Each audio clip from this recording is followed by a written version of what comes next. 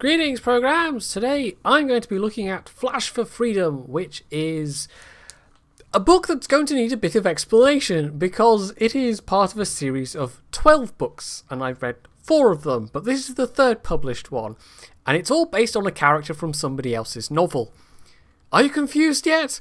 Well, okay, maybe I'd better begin at the beginning.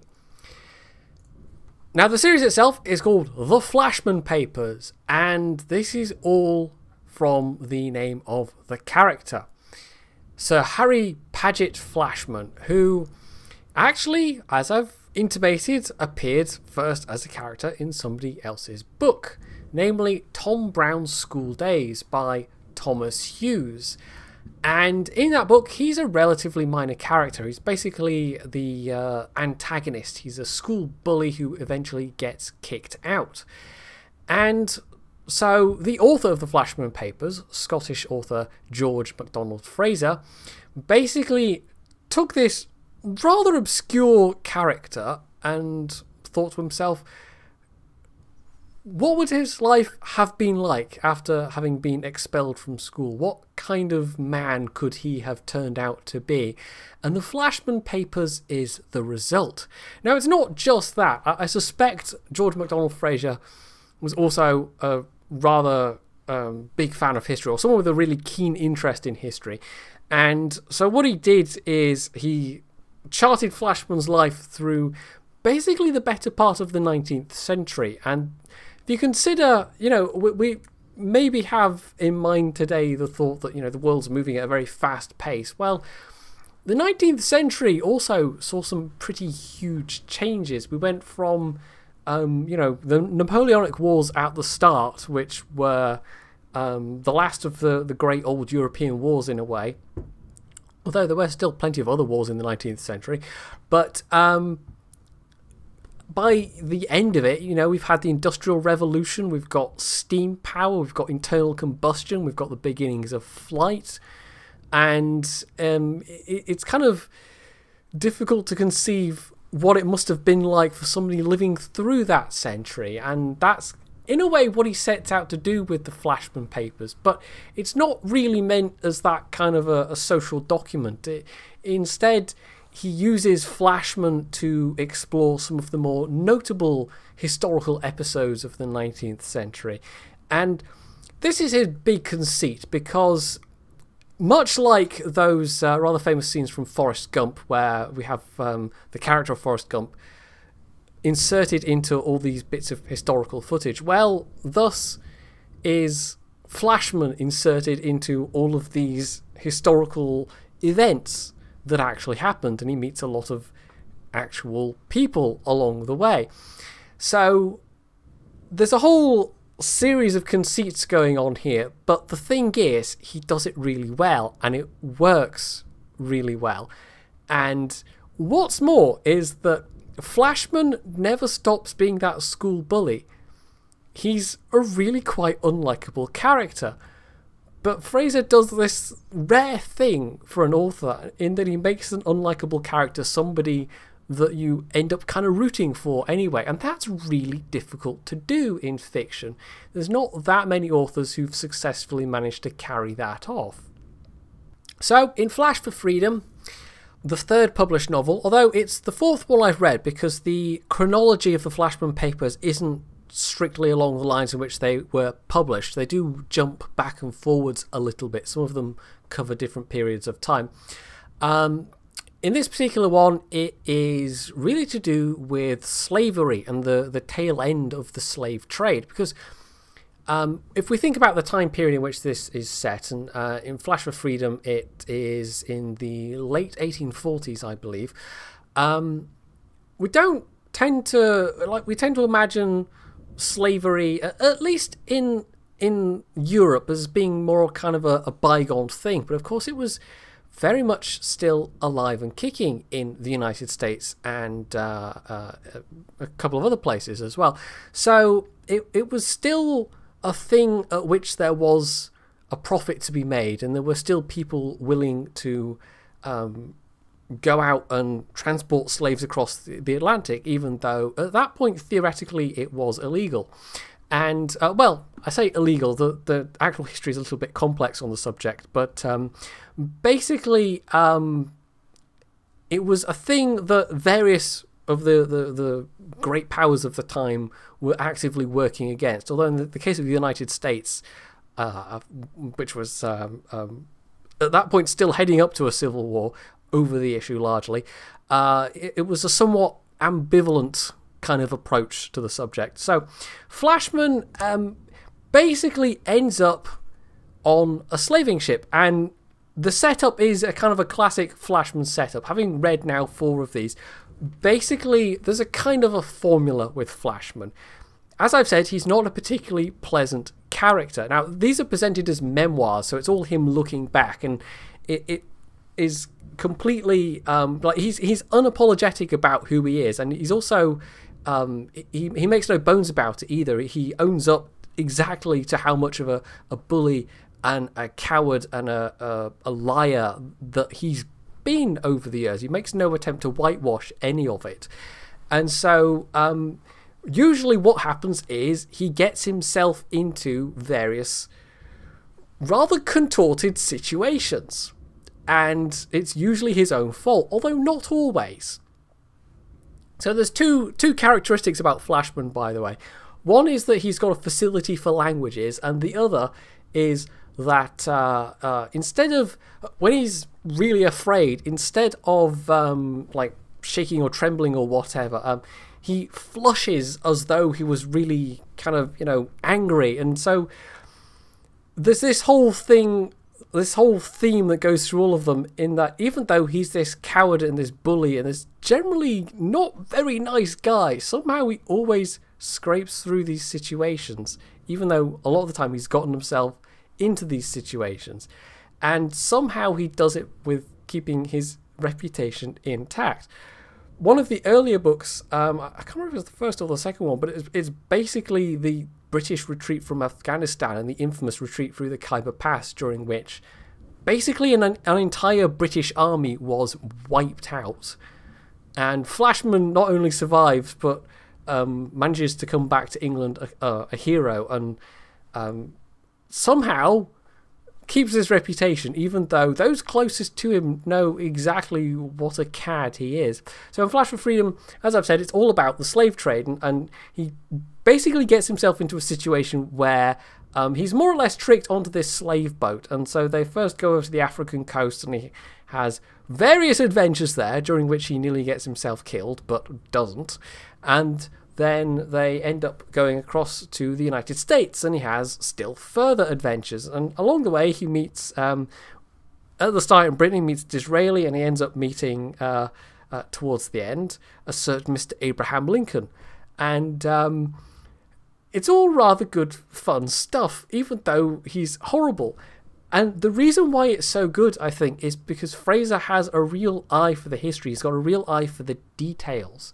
In fact, one of the things that he does in each of his books is he's got like a glossary almost at the end.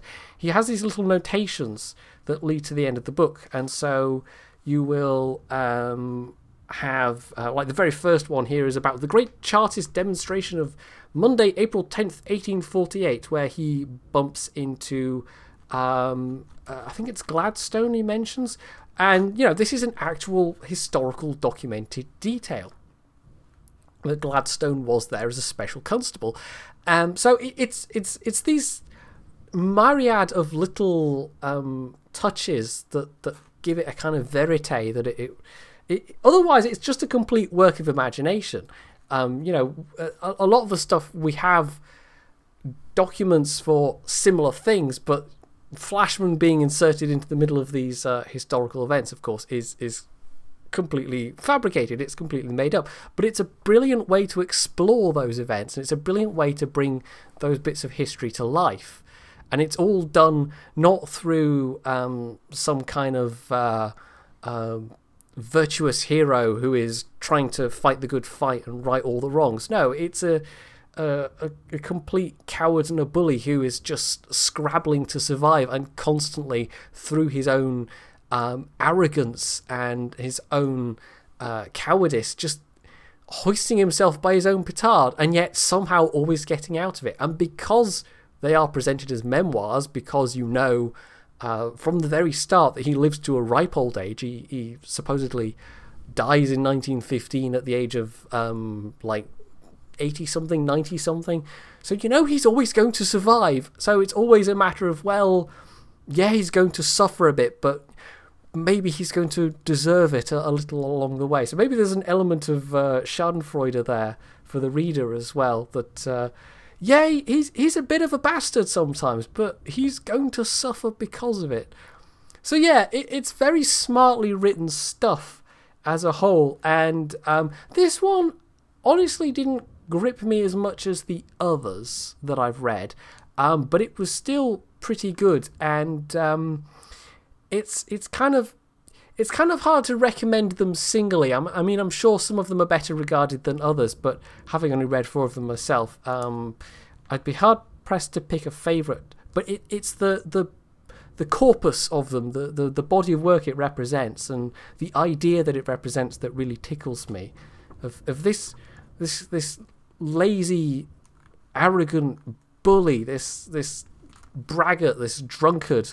Well, actually, no, it's not even really quite fair. He's not quite a drunkard, but he does enjoy a drink or two, sometimes to his cost.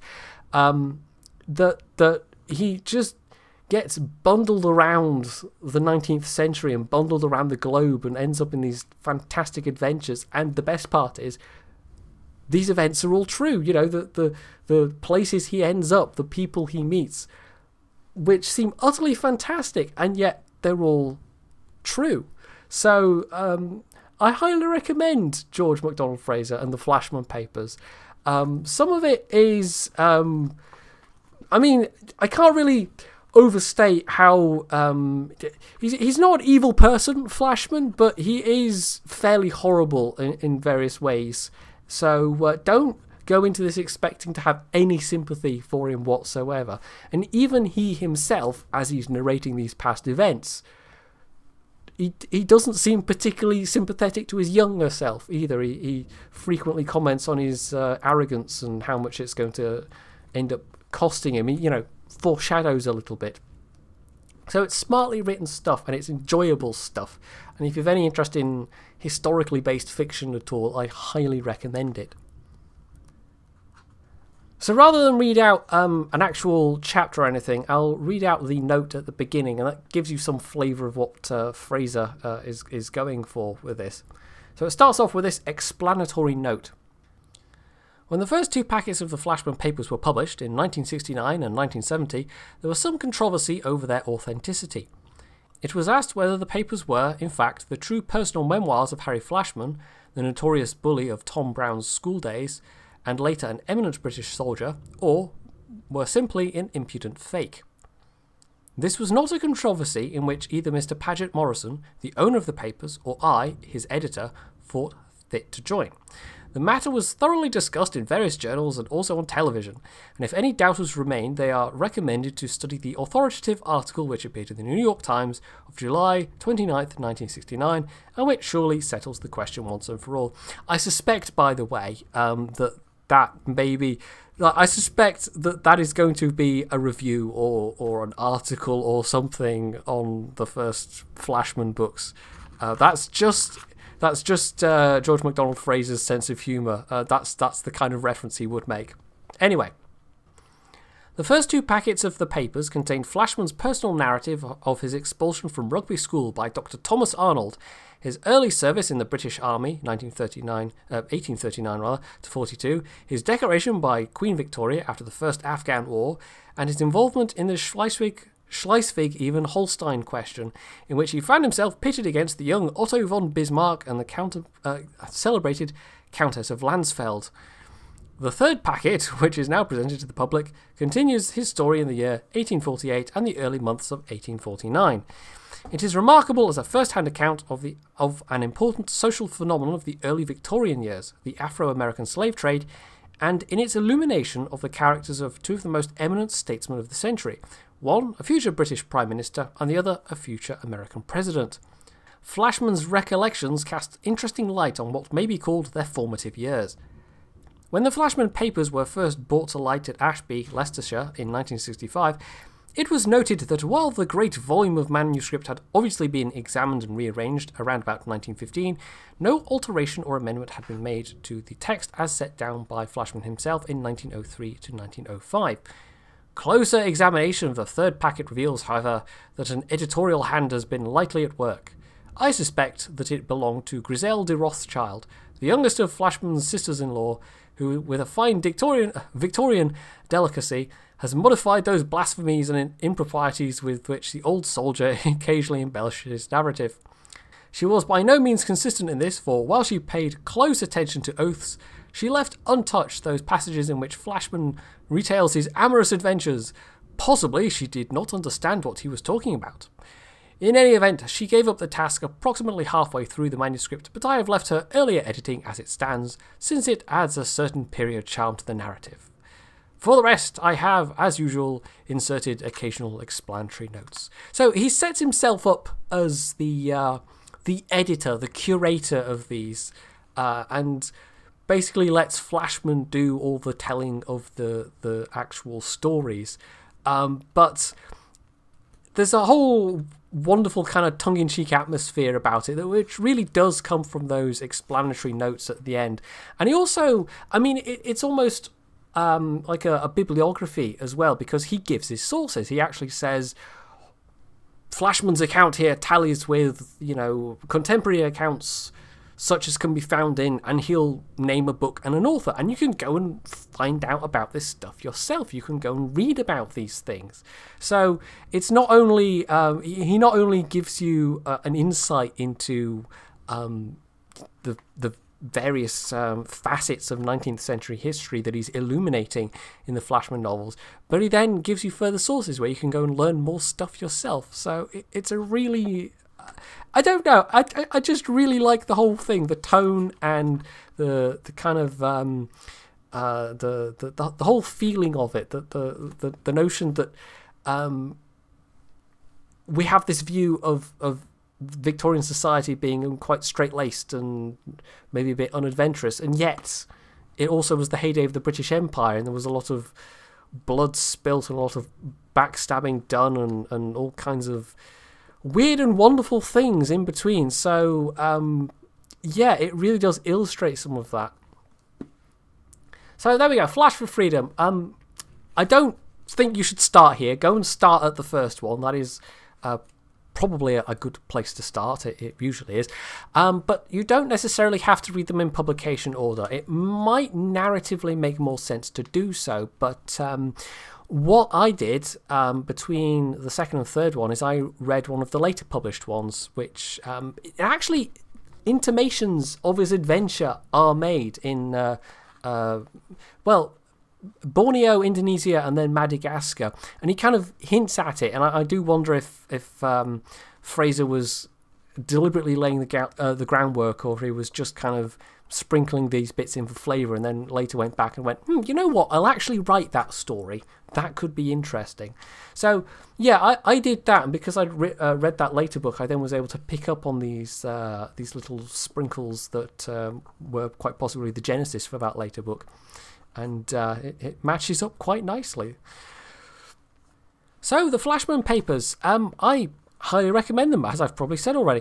I fully intend to read through the rest, so you'll almost certainly see more of them covered on the channel here. But yes, if you have read them yourself, or you just have any other things to say, you know, any other recommendations that are similar, you can stick them down in the comments section.